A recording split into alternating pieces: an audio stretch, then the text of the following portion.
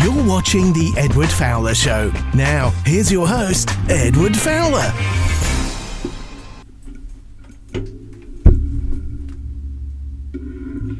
Good evening. Welcome to my show here live on YouTube. It's Tuesday, the 27th of August, and on the day where we heard the rumours speculating all over the internet for the past several days about this possible reunion, when Oasis have decided to make up and come back into the spotlight. My guest has chosen, I guess, the correct day to go on my show, because here in Manchester, most people who are born and bred will be enjoying the fact that they get to see their favourite band once again in the Roaring Twenties after they last performed in the noughties. So it's a pleasure to welcome on the show right now singer-songwriter, vocalist, musician, however you want to pronounce him. It is Sunjay. Welcome to my show tonight. How are you? Hi, I'm good, thank you. How are you? I am very well, thank you. And, if you don't mind me asking, tell our viewers and the audience who is listening or watching this, wherever they are, whereabouts you're tuning in from tonight. So I live in Brierley Hill, which is the nearest reference point for most people would be Dudley. I know I don't sound that way, but about 15 miles west of Birmingham. Ah, good old Birmingham. A Brummie, I love it. And, you've had a very, exciting year so far, haven't you? Yeah, it's been good. Things have, sort of got back to how they were before COVID, which is really nice because my career was going really well. Yeah, the year before COVID was my best year by a long way.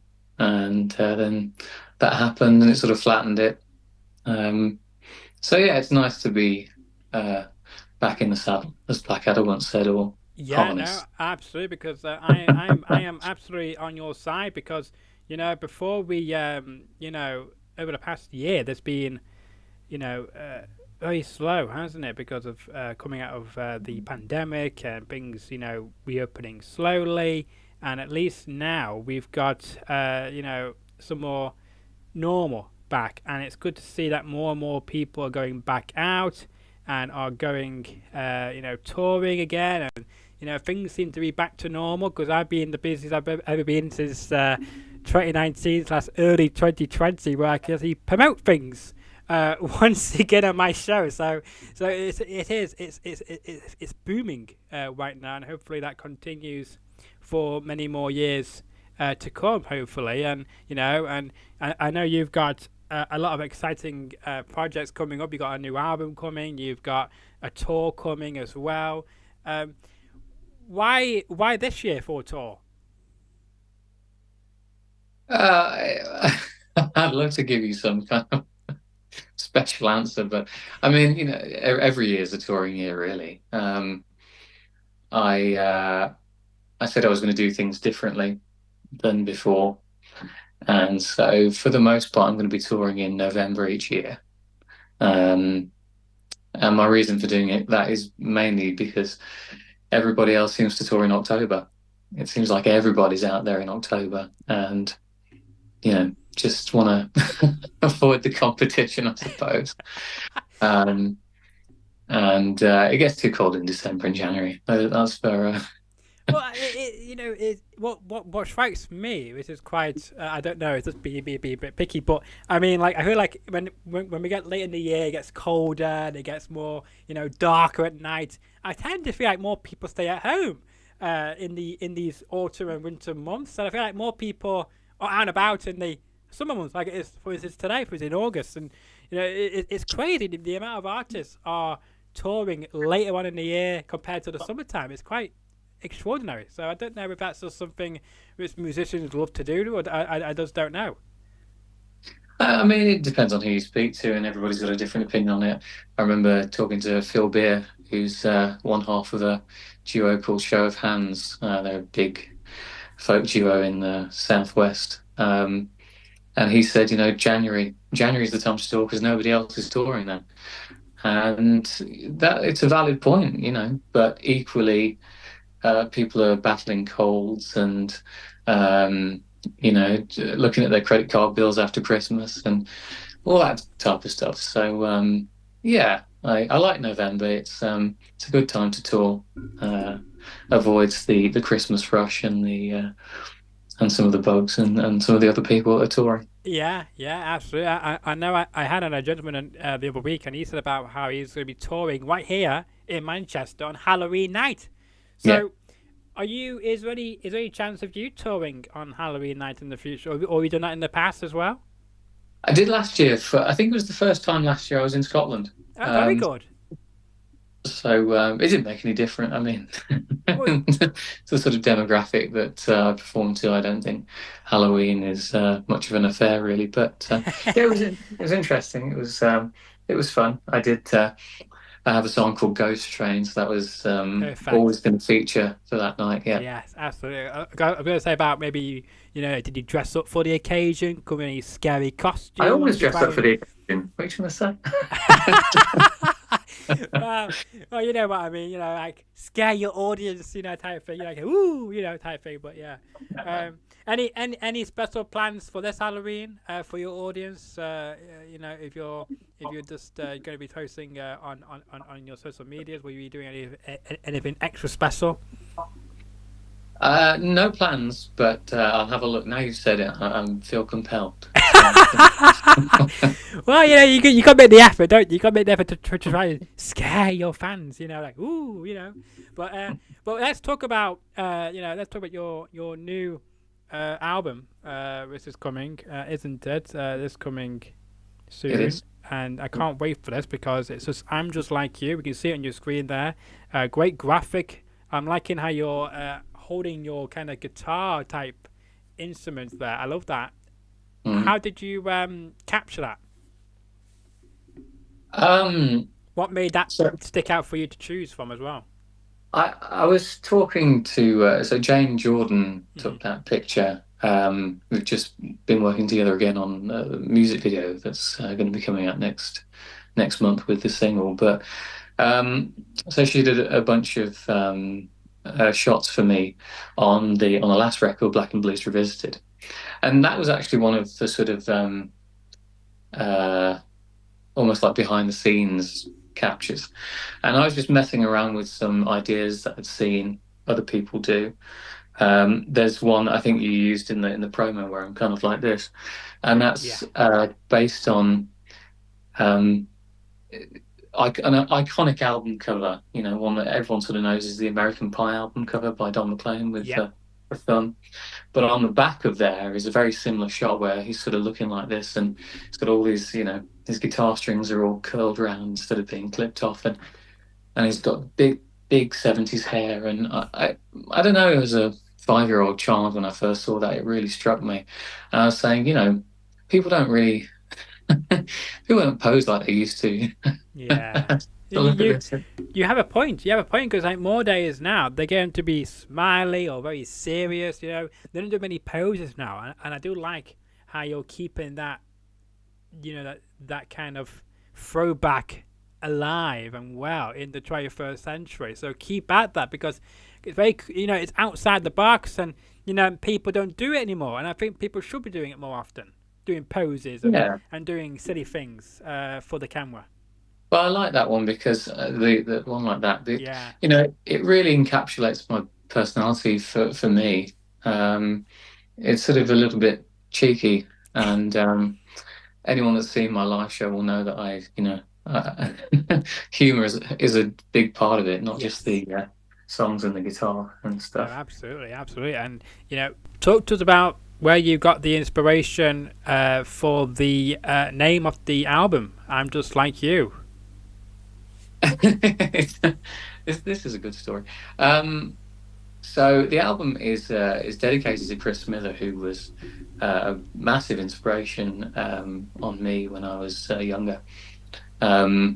He's not really a household name, but a lot of people in the blues world know him without knowing him because of a song called I Can Love You Like a Man, which Bonnie Raitt covered, and she called it Love Me Like a Man.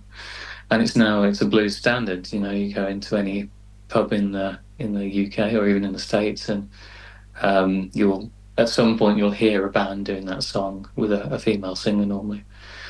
So I was going to call the album "Don't Call Me Stranger" because Chris's first album was called "I'm a Stranger Too," and that line was taken from a Randy Newman song that he covered called "Have You Seen My Baby."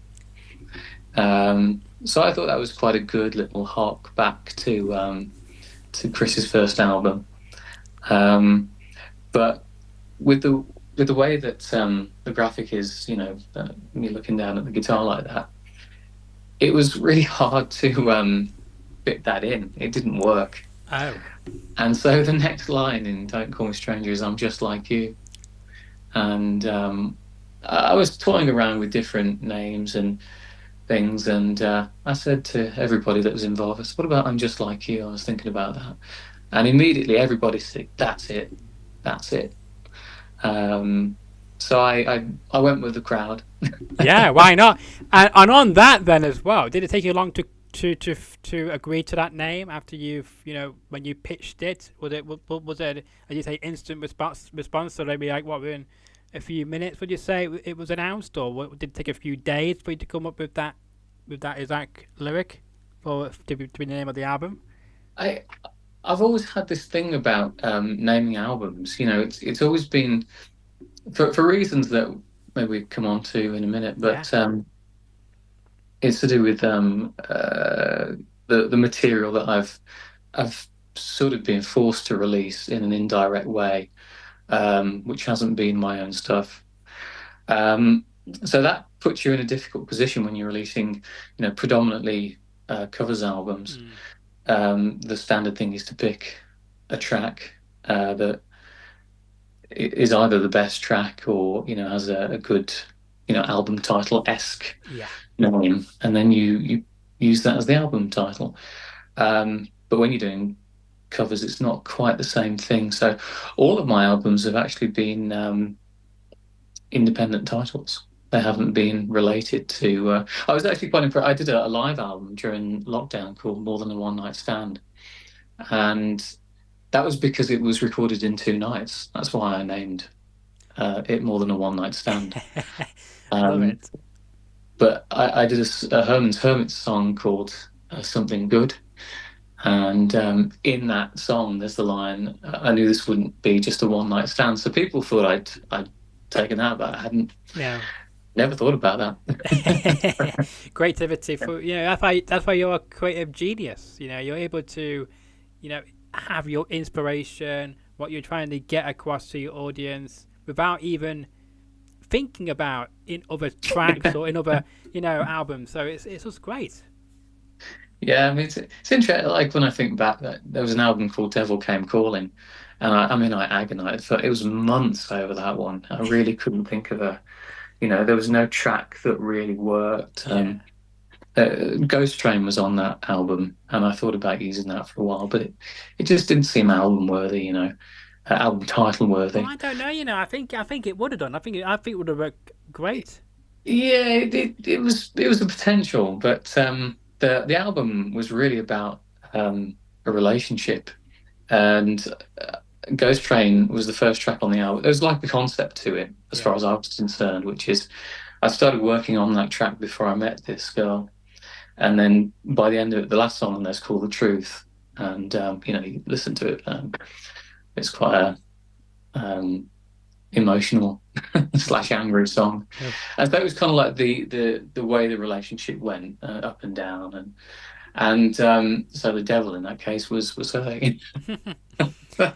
The devil came calling, but she didn't get me. That was kind of the idea.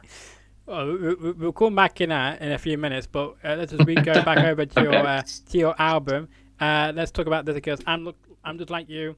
Is coming out on, of course, releasing on November the 11th, 2020. No, it's out on the 11th of November. The pre-release is the 20th of September. That's right. Which will be pre-ordered now from the 12th of September 2024. Release is on the 11th of November.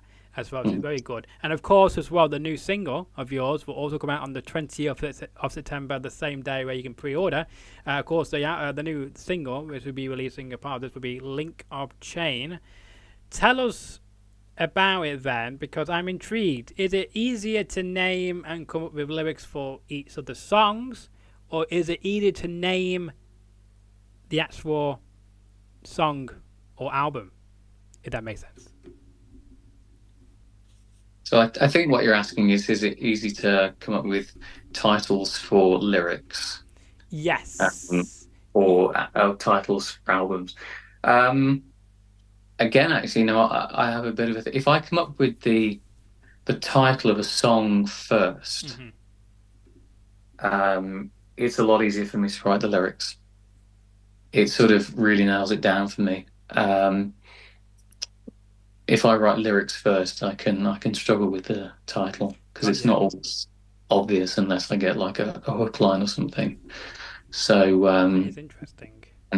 So you prefer getting the lyrics first and then the title type thing? No, title first and then the lyrics flow. Yeah. And then, so when you get the ideas, then is there a certain place you have to go for these to come to you, or can they just come to you wherever you are in the world? Yeah, I don't think it's about a physical environment. I think it's more about a mental space. Okay. For a long time, I was paralyzed by, oh, it's not as good as so and so, or it doesn't compare to this, and you have to kind of get out of that and just realize that, well, I need to find out what I'm going to do. Yeah. And I can't do that if I'm going to compare it to everybody else. For a while there, using Chris Miller as an example, I wanted my lyrics to be, reasonably intelligent, not just sort of teenage nonsense. So, but I think it's about being in a creative place emotionally and mentally. And the physical environment doesn't really matter. I mean, I do like being in an open space. I don't think being in a closed room is particularly good for me personally, but I think if the inspiration takes hold, then it doesn't matter where you are. That's a good answer as well, because people have different answers to that question all the time, so it's good to hear different aspects and different angle to that as well. So that moves on nicely to your UK tour, which you're going on from this, of course, as you mentioned, this November. So it starts at the beginning of November and ends, I think it's early December. Could be wrong, but of course there'll be more dates, and of course they can follow you on your social media to find out exactly where you are, if any more are being added. But I'm guessing when you announced that you're going to go on tour later this year, I'm sure there's been a huge reaction to your fan base. Yeah, there's a good response on social media. It's predominantly November. There's one gig in December that was sort of added on at a later date, shall we say, in Bewdley, which is not too far away from here. It's sort of the next town on from Kidderminster, and I have a really good following in Bewdley. I've played there a lot. And it was a real delight to me that, within a few days of tickets going on sale, they'd already started selling, and in a decent number as well. So it gives me faith that by the time we get there, it will be well sold, if not sold out. So that's of course the intention. But, no, absolutely. Because you do have some amazing places you're going as well, and you've got Worcester, you got Dartford, you got London, Milton Keynes, Beverley, I think that is as well, Twickenham as well. So it's some very, very interesting places and some beautiful scenery as well. So was that all part of the plan to go and explore while you're down there? I think most of the places I've played at before. So it's I'm trying to think, actually. I don't have the dates in front of me, but I'm pretty sure, I'm 99% sure that I've played all of those gigs before in one way or another. Yeah, no, I agree. One is the stables in Milton Keynes. I've Mm. played there many times as a support act. They've got two stages, the big one, which is 400 seats. And I've opened up for Catherine Robertson, Sean Lakeman, and Curved Air, who were the loudest band that I've. They're within the top 3 of the loudest gigs that I've ever been to. Wow. So that was an experience. Yeah, I bet it was. But at least you get to go back and experience it all over again. That's gonna be cool. But I'm just thinking, while you were there, when you performed there before, did you get much time to go and check out the local area, like local cultures of each place, or just mostly going from place to place? No, I mean, when I was younger, I mean, I was very. So I'm diabetic, and I used to find that the travel really hard physically. And back then as well, I always had somebody with me, and that's not necessarily the case anymore. So it was very much a case of the least amount of time I could spend being away, the better. So actually now, over the last few years, since COVID, I've been able to experience more. I've got fitter and healthier and more able to withstand those things that come with being on the road a lot. Yeah. I don't tend to stay away. I mean, I remember watching a comedian once, and they from Australia. He said, "There's loads of guys in Australia that could like mow Ireland in a day because of the distances they cover." And same with America. And I live in a good place for travel. I mean, the West Midlands is a really good. Bristol is another good place. Cheltenham. So everywhere, sort of within 3 hours. That's not bad. Is a reasonable, It's a long day if you've got to drive 3 hours there and 3 hours back. A lot of mileage. Yeah, but I hopefully I will see more. I mean, I am staying away on this tour in Saltburn and Beverley and Cramlington, so definitely see a bit of up north. And I mean, the great thing about doing this as a job is, you meet all kinds of people, and then over time you make friends. And so I'll see loads of friends in between gigs and at gigs. Yeah, absolutely. And hopefully, as you say, you're getting fitter and healthier each day, and hopefully you get to experience more and more of our beautiful country. But is there a particular, I guess, venue in the world where you would love to hopefully one day perform in front of? Yeah, it's funny you should ask me that question. The Royal Albert Hall has always been, something a place I really want to play. Yeah, it's beautiful, isn't it? And the Town Hall in Birmingham. Why not? Well, someone might listen to this and think, let's book you for the Birmingham Town Hall. Why not? It's only up the road for you, isn't it? Really? So I'm sure you could just do it now, couldn't you? Who needs your permission? They say it's Sunjay. Oh yeah, so it's Sunjay. Yeah, let him do it. I'd love to do it. Yeah. It's a great venue. Yeah, why not? But I mean, as you mentioned, the Albert Hall, though, a beautiful lot of many legendary people performed in there. So, yeah, I mean, I went to Kidderminster College, and a guy that taught me music there was a drummer for Robert Plant for a few years, and so he's just a fountain of information, fantastic teacher as well. And he did like an entire lecture on goal setting. Oh, right. So the problem with a lot of musicians, they don't really know what they're going for. They kind of see other people and they say, I'd like to do that. But, you really need a tangible sort of like, this is what I want to do. And he tasked us all, the whole class, with coming up with, what is success to you? What does it mean? Is it earning a certain amount of money? Is it doing a certain gig? Is it, define it. And so that was my definition of success, was selling out the Royal Albert Hall. Well, I'm sure you will. It's only a matter of time before that happens for you. Well, yeah, I hope so. Yeah, no, I'm sure you will. I know you've also been on, radio as well. You've been on BBC Radio 2 before as well, and I bet that's quite a milestone as well to be able, not only able to have your, I guess, your music on there, but also being interviewed on Radio 2. I bet that was quite fun for you. I really wish I could go back and do it all again now.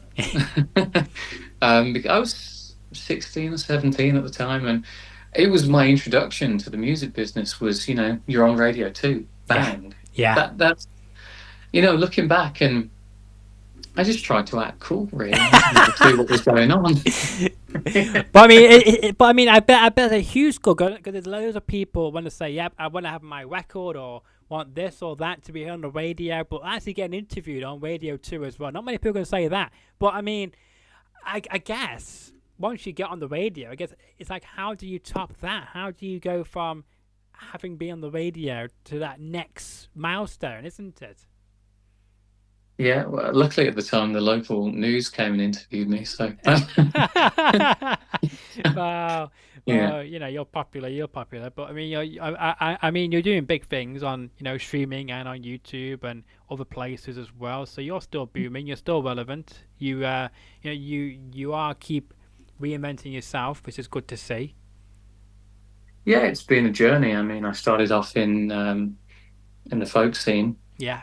um, because I had a mentor at the time who sort of said, "Well, you can earn a living there, which you can't really do in the mainstream world, without a lot of backing." Yeah. And he was sort of right, but equally, I was sort of headed down a different path, and he sort of stopped that. Which, whether it's right or wrong, we can debate that. But yeah, I did that for a while, but I still enjoy. I mean, there's some folk clubs on the tour. Don't get me wrong. I don't really care where I play as long as there's people that want me to be there. That's the main thing. That's the most important thing, is having people coming out to see you live, isn't it? Exactly. The setting is is not that important, as long as it's people like it. Yeah. But yeah, I always knew that I wanted to not be pigeonholed, I suppose. And I was doing more and more blues, which some folk clubs are okay with and some really aren't. So I started to feel a little bit alien, in certain places and certain times. And then I went off and went into the theatre and played Buddy Holly. And that was, you look back at these things, and at the time, again, it was just like, where's this come from? Suddenly I'm fronting a 5-piece rock band and rock and roll band, and in front of thousands of people. But it was all experience in the rucksack, and it gave me the confidence to. I've been told for a long time that my guitar playing was excellent, but my singing wasn't really up to scratch. And I was a kid, so I believed that. But then when I did some work, and I remembered that when I was a really small child, when I first got into music, I wanted to be a singer. The guitar was sort of an accident that happened. I started playing, and I was 4 years old, and I carried on with it. I'm a firm believer that if you start anything that young and pursue it, you will be good at it. So there was a lot of self-belief that came in there. And I remember a producer I'd been working with, and we went and did an album where I stood up and I played the electric guitar and sang. And he came up to me and said, "I didn't know you could do that." I was like, "Well, I did, but I believed everybody else who was telling me that I couldn't." So, I probably lost a few years there somewhere. And it's been really nice. Yeah, I've been working with Josh Clark now for a few years, and he's really done a lot to bolster that self-belief that had started to emerge, a few years before the pandemic. And we've just added to it, and working with some great musicians that that never let me down. They make me sound even better. Just the I suppose the ambition when you get in the studio. Yeah, no, it's a good opportunity and a good story there. And you mentioned about if you start something young and pursue it for years to come, then you'd be it's like it's back of your hand, isn't it, type thing. But I've heard that if you start young, play it for a while, then stop, and then pursue it again years to come, years later, apparently it's good for your mind. And apparently, I don't know how true this is. Apparently, it reduces your chances of getting dementia. Okay, well, I haven't heard that, so yeah, to do some research. yeah. So if you played any other instrument as well, and you've maybe thought, well, guitar is my go-to one, maybe go back to that other instrument to see if you can still do it as you could do when you first did it, maybe. I wish. I mean, I did a lot of work last year around, what do I really want in life? What am I shooting at here? And one of the things was that when you do your passion as a job, the boundaries get really blurred. Sometimes it's more of a job, and sometimes it's more of a passion, and you have to be really careful and check in with yourself as to where you are with that. So you don't want it to go too far either way. And one of the things that fell out of me was that I really wanted to do piano lessons. I wanted to do it when I was younger, but I was having all kinds of music theory and guitar lessons, so the budget was stretched, shall we say, and piano wasn't affordable. But I always wanted to be able to play piano, and at some point when I get the time, when I'm not recording albums and going on tour, I'm going to start doing piano lessons. I'd like to learn. Yes, I can see you as a pianist. I can. I just got that when it first came to me, you were becoming my show. I thought this is why I first thought. I thought I can definitely see you playing the piano as well as a guitar. Don't know why. Yeah, I think it's really helpful if you can play piano in terms of, particularly with harmonies and things. It gives you a slightly different musical vocabulary. So it would be nice to learn. Yeah, Definitely. absolutely. I can't wait to see updating your social media now of your learning, and hopefully maybe even teach the rest of us of how to do it as well. Well, my friend Lee Southall, who plays harmonica on the new album, yeah, he's constantly likening me to Jeff Goldblum, and so apparently Jeff Goldblum plays piano as well. So. There you go, connections. But I mean, I mean the man Harker, that is a great. My father can play that as well, and and it's just wonderful, isn't it? Because I have dogs, and whenever we try to play it, they start howling. They want to take a long time thing, but it's nice. It's nice. Yeah. I've always been a fan. I mean, people, some people aren't fans. I think it's. I love Jerry Rafferty. Yes. This will show you how sort of inept I was as a teenager. I remember playing a piece of music to. It was a Jerry Rafferty song. I can't remember which one now, but I said, "Oh, the saxophone there is fantastic." And my friend looked at me and said, "It's not a saxophone; it's a harmonica." It's like, so. Yeah, I think maybe it comes from there, but it's a great blues instrument, and I love it when Lee does the wobbly stuff. That's what I call it. I don't know what it is, but it kind of the notes wobble like that, Yeah, no, I agree. It's beautiful, isn't it? Let's talk about your social media, where people can find you on social media. Now I'm going to share my screen here, so do bear with me. Hopefully, it will show nothing personal. So you can find my guest on Facebook at Sunjay. You can see it there. Official Sunjay. You might have to type in as well, but if you type in Sunjay, it should just come up with his official Facebook page with over 2,006 followers there, 2,600 followers, and of course you're following 70 people on your official Facebook page. Am I? That's according to your official Facebook page. You're following 70 people. They must be quite important people. And then on the good old Instagram as well, you do have over 900 followers, and you can find them on the official Sunjay on Instagram as well. What if, as well, is there anywhere else they can find you? Of course, you're on streaming, of course, but is there any other places where people can follow you at and keep up with all your latest information? I know you've got a website as well. Yeah, the website's the best place, really. I do have Twitter. I don't really, or X, as we should call it now. I don't really use it that much, but occasionally. The website is sunjay.tv, and that's the best place to get the updates and join the mailing list and all that good stuff. But I think Facebook and Instagram are the main ones for me. Yeah, no, absolutely. I think Facebook and Instagram are more popular with people nowadays compared to maybe 5 years ago. I feel like maybe 5 or 8 years ago, I feel like X to Twitter was very active, but I feel like now more people are coming back to the traditional place like Facebook and Instagram because it's much more, I guess, relaxer, and it's not as too much information. You can't really start discussions and have arguments, etc. So, but it's good to see that that more people come back to Facebook and Instagram now.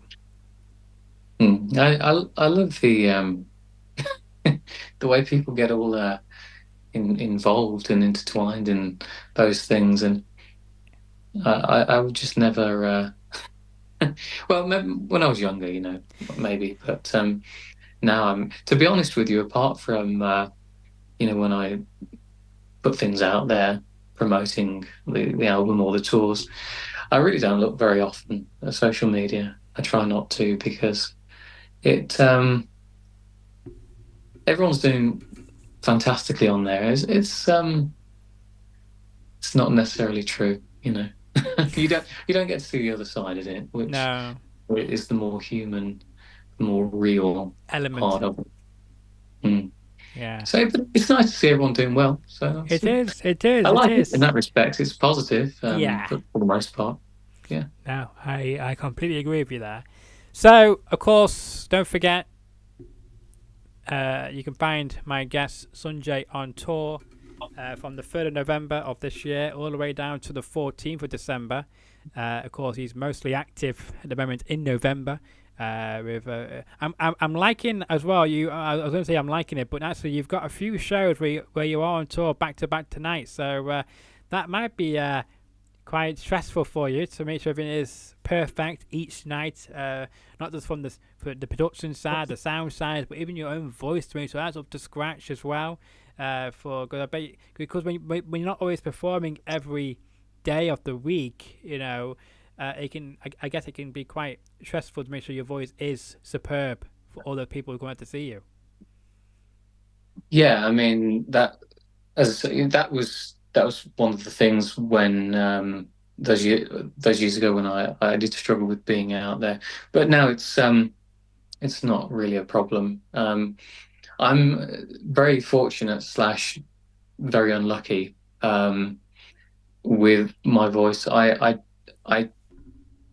very, very rarely, I mean, hardly ever gets a sore throat. It just doesn't happen for me, which is lucky. But what will happen is my voice will just go. Yeah.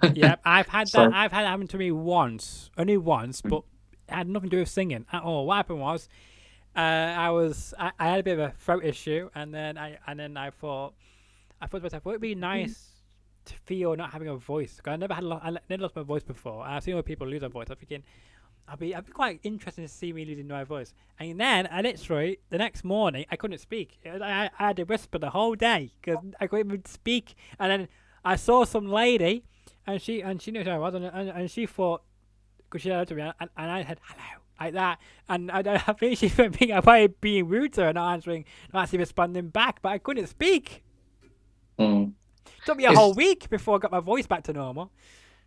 It's terrible. I went down to Cornwall. Oh yeah. My sister lives down there, and I had a gig in Plymouth on the way, and I got stuck on the M5 for 8 hours, which was, we moved 50 yards every half an hour. Yeah. So I was there for a long time, and got to the gig late, past the time I was supposed to be on stage, and I had to set up. And so it was straight in, set up, nothing to eat, perform, and I had to do one long set straight through instead of two sets with a break, and then drive another hour and a half to my sister's place in Cornwall. So at the end of all of that, I was pretty tired, and the next day I woke up and I was doing a great Barry Manilow, let's put it that way. And then come the second night, my voice was gone. Oh no. And so I couldn't really speak to them. I'd gone down to stay and interact, and I couldn't really speak. And then I had laryngitis for a week, and that was the week before Upton Blues Festival. And I was there. Upton Blues is one of the is a fantastic festival. It's one that everyone wants to play at. Yeah. And seeing all these people, before I went on, I just refused to speak. I was literally saying hello to people, and that was it, and sort of saying hello, I've got no voice. But I went on, and the adrenaline kicked in, and it was great. And then afterwards, of course, the laryngitis is gone. I'd got through the gig I needed to, and but yeah, in those situations, you wish that I wish I'd have been fully fit going into it, but it was still good. Well, obviously, you had luck on your side on that particular night. Yeah. Oh, yeah. But I did what I needed to do. I was disciplined enough to. Yeah. Well, I think somebody was looking down on you. I think somebody looking down on you. Sure, yeah, this guy needs it. This guy needs to be here tonight performing in front of these people.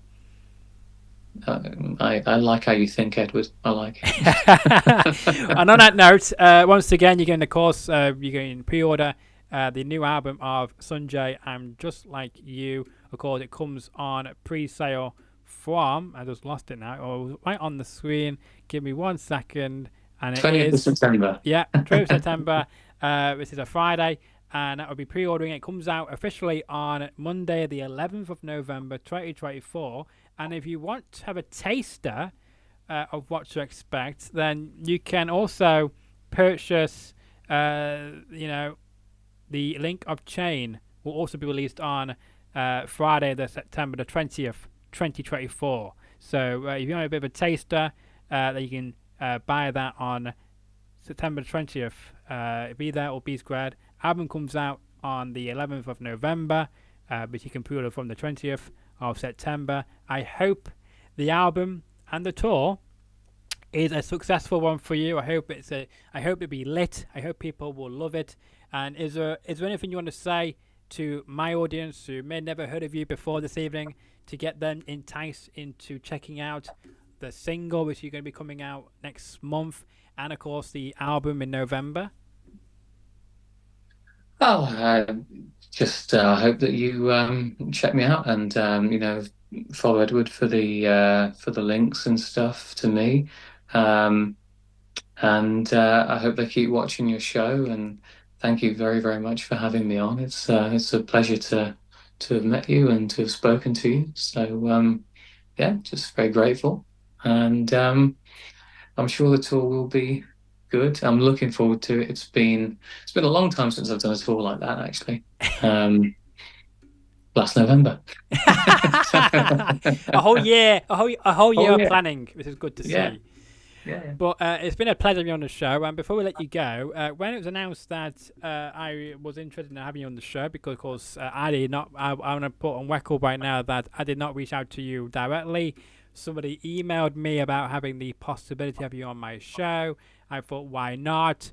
You seem like a nice guy. Your music's very good. So I thought, let's have it. Let's do it. And today was the day. When it was announced that you were scheduled to come on this show, did you Google me? Did you do anything about me, or did you thought let's just see what this guy's about on the day?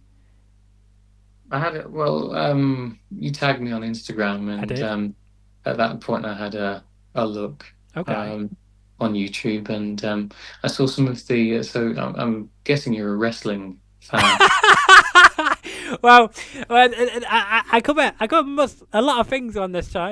We got wrestling, we've got musicians, fighters, comedians. You name it. I probably cover it. But carry on. Yeah, so I saw some interviews with some people I know. Tom Kilney had on, and trying to think who else now. Colin Blunston. I did some gigs with Colin Blunston.